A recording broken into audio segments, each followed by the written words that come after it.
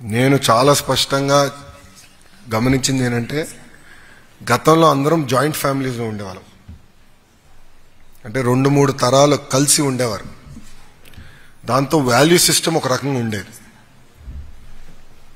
అంటే ఇంట్లో 10 మంది కూర్చుంటే ఒకరు బాధ్యత తీసుకున్నారు, వడ్డిచ్చేదానికి లేదంటే ఇంటి పనులు చేసినాక ఒకరు బాధ్యత తీసుకున్నారు. అంటే కలిసికట్టుగా ఉండేవారు. ఇప్పుడు అందరం న్యూక్లియర్ ఫ్యామిలీ అయిపోయాం. అంటే చిన్న చిన్న కుటుంబాలు అయిపోయినాయి. దానివల్ల నా వ్యక్తిగత అభిప్రాయం వాల్యూస్ తగ్గినాయి సమాజంలో. ఇప్పుడు కూడా మేము జాయింట్ ఫ్యామిలీ, 3 తరాలు ఒకే ఇంట్లో ఉంటున్నాం. దేవుడి దయ వల్ల 4 తరాలు ఒకే ఇంట్లో ఉండాలని ఆశించేవాళ్ళం మేము. వాల్యూ సిస్టమ్ పడిపోయింది. ఇప్పుడు ప్రత్యేకంగా కొన్ని స్టేట్మెంట్స్ ఉంటాయి.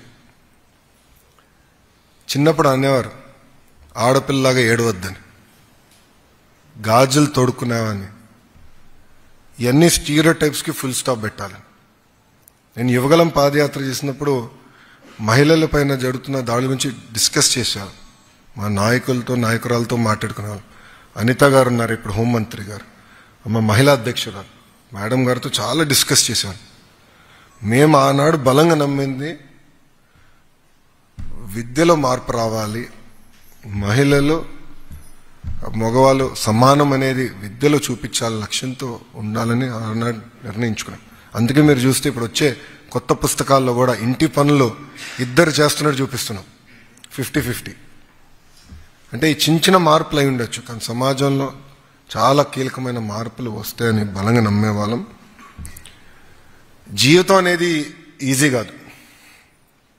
దేవుడు మీకు అనేక పరీక్షలు పెడతాడు. ఒక్కొక్క కుటుంబానికి ఒక రకమైన పరీక్షలు పెడతాడు. కానీ ఆ పరీక్ష జయించే శక్తి కూడా దేవుడు మనకిస్తాడు. అది ఇక్కడున్న మీరందరూ గుర్తుపెట్టుకోవాలి. నాకు కూడా అనేక పరీక్షలు అన్ని రకాలుగా పెట్టారు. ఒక ఛాలెంజ్గా తీసుకుంటే మనం ఏదైనా సాధించవచ్చు. అది దయచేసి మీరందరూ గుర్తుపెట్టుకోవాలని ఇక్కడున్న పిల్లలందరినీ మిమ్మల్ని కోరుతున్నా. మీ దగ్గర నుంచి చాలా నేర్చుకున్నాం. ఇప్పుడే కమిషనర్ గారు చెప్పినట్లు ఒక మాటలు చెప్పాలంటే యువర్ ద టెస్ట్ బ్యాచ్. అంటే మేము అనుకున్న ఆలోచనలు మీ పైన ఉపయోగించాం. కొన్ని మిస్ఫైర్ అయినాయి, కొన్ని సక్సెస్ అయినాయి. ఫీడ్బ్యాక్ తీసుకోవాలి లక్ష్యంతో మేమున్నాం. ప్రభుత్వ విద్యలో అనేక సంస్కరణలు తీసుకొద్దామని పనులు ప్రారంభించాం. ఆ సంస్కరణలని జూన్ మాసానికి మొత్తం అయిపోతాయి. సో ఇప్పుడు ఈరోజు ఈ ఇంటరాక్షన్లో ఓపెన్గా మీరు ఫీడ్బ్యాక్ ఇవ్వండి. ఆ ఫీడ్బ్యాక్ వస్తేనే మేము ఎట్లా ఇంప్రూవ్ చేయాలి, ఎక్కడ ఇంప్రూవ్ చేయాలి అనేది మాకు కూడా తెలుస్తుంది. ఇక్కడ ఎవరు ఏం ఫీల్ అవ్వరు, ఇది బాగాలేదని చెప్పాల్సిన బాధ్యత మీ అందరిపైన ఉంది. Open feedback. ఈరోజు కూడా క్యాబినెట్ మీటింగ్ నుంచి నేను పరిగెత్తుకుంటూ వచ్చాను. చాలా లేట్ అయింది ఈరోజు క్యాబినెట్ మీటింగ్. సుమారుగా 4.5 గంటలు నడిచింది క్యాబినెట్ మీటింగ్. క్యాబినెట్ మీటింగ్లో కూడా గౌరవ ముఖ్యమంత్రి గారు మాకు పదే చెప్పేది, ఏమైనా ఉంటే ఫీడ్బ్యాక్ ఇక్కడ చెప్పండి, ఓపెన్గా మాట్లాడి మాకు చెప్తారు. సో ఈ సమావేశంలో కూడా మీరు ఓపెన్గా ఫీడ్బ్యాక్ ఇవ్వాలని మిమ్మల్ని అందరినీ కోరుకుంటున్నాను. ఇంకా తల్లిదండ్రులకు వచ్చేగల ఏ కళ్ళు అయితే మీరు కన్నారో ఈరోజు మీ పిల్లలు నెరవేర్చడం జరుగుతుంది. చదువు ఇక్కడతో ఆగకూడదు. ప్రభుత్వం అన్ని రకాలుగా మీకు అండగా నిలబడుతుంది. మీరు చూస్తే కేవలం స్కూల్ ఎడ్యుకేషనే కాకుండా ఇంటర్మీడియట్ ఎడ్యుకేషన్లో కూడా, అంటే గవర్నమెంట్ జూనియర్ కాలేజీలు కూడా బలోపేతం చేస్తున్నాం. మీరు మొన్న రిజల్ట్స్ కూడా బాగా వచ్చినాయి. ఒక పక్కన అది చేస్తున్నాం. హైయర్ ఎడ్యుకేషన్కి వచ్చేగల కూడా సంపూర్ణ ఫీ రీయింబర్స్మెంట్ విధానాన్ని మేము ముందరికి తీసుకెళ్తున్నాం. పీజీ ఫీ రీయింబర్స్మెంట్ కూడా గౌరవ ముఖ్యమంత్రి గారు గైడ్ లైన్స్ ఫామ్ చేయమని మాకు ఆదేశాలు జారీ చేశారు. అంటే ప్రభుత్వం అన్ని రకాలుగా మీ పిల్లలకి అండగా నిలబడుతుంది. మీ పైన కూడా బాధ్యత ఉంది. పిల్లల్ని మీరు మోటివేట్ చేయాలా, గైడ్ చేయాలా. చాలా క్రిటికల్ ఏజ్ ఇప్పుడు వచ్చే 2 సంవత్సరాలు చాలా ఇంపార్టెంట్. సో ఆ గైడెన్స్ అనేది ఎప్పుడు మీరు ఉండాలని నేను మిమ్మల్ని అందరినీ కోరుకుంటున్నా. ఇక్కడ ఉన్న పిల్లలందరూ కూడా మీరు కేవలం స్టూడెంట్స్ కాదు, మీరందరూ ఈరోజు స్టోరీ టెల్లర్స్. మీరు వెళ్ళాలి, మీరు మీ స్పియర్ ఆఫ్ ఇన్ఫ్లుయెన్స్లో మీరు మాట్లాడాలి. మీకు ఏదైతే డ్రీమ్ వాల్ చూసా, గ్రాటిట్యూడ్ వాల్ చూసా, ఇవన్నీ మీరు మాట్లాడాలి. మిమ్మల్ని చూసి నెక్స్ట్ జనరేషన్ అంటే నెక్స్ట్ బ్యాచ్ ఇన్స్పైర్ అవ్వాలి. ఆ బాధ్యత ఇక్కడున్న మీ అందరి పైన ఉంది. నేను మిమ్మల్ని అందరినీ ఒకటే కోరుతున్నా, ప్రభుత్వ విద్య అనేది ప్రైవేట్ కన్నా తక్కువ కాదనేది చెప్పాల్సిన అవసరం. ప్రభుత్వ పాఠశాలలు ప్రైవేట్ కన్నా మెరుగైందని చెప్పాల్సిన బాధ్యత ఇక్కడ మనందరి పైన ఉంది. నేను ఎటుకో నా క్యాంపెయిన్ చేస్తాం, మీరు బాధ్యత తీసుకుని ఒక్కొక్కరు మాట్లాడాలి. మీరందరూ ఎటుకో బాగానే యాక్టివ్గా ఉంటారు. ఐఎమ్ షూర్ ఇక్కడ ఉన్న చాలా మంది ఇన్స్టాగ్రామ్లో బాగా యాక్టివ్గా ఉండుంటారు అనుకుంటున్నా. ఉన్నారా? లేదంటే నో టైం, ఓన్లీ చదివే, ఇంట్లో ఫోన్ ఇవ్వలే, ఎవరికి ఫోన్ కూడా ఇవ్వట్లేదా? బెస్ట్ డెసిషన్ ఇది. ఫోన్ ఎంత తక్కువ వాడితే ఈ వయసులో అంత బెటర్. కానీ మీరు మీ సోషల్ మీడియాలో యాక్టివిస్ట్గా మారి ప్రభుత్వ పాఠశాలల గురించి మీరు అందరూ మాట్లాడాలని నేను మనస్ఫూర్తిగా కోరుతున్నాను. అంతేకాకుండా నిజంగా అధికారులందరూ కూడా ఇక్కడ ఉన్నారు. మిమ్మల్ని అందరూ నేను అభినందిస్తున్నా. చాలా బాగా కష్టపడ్డారు.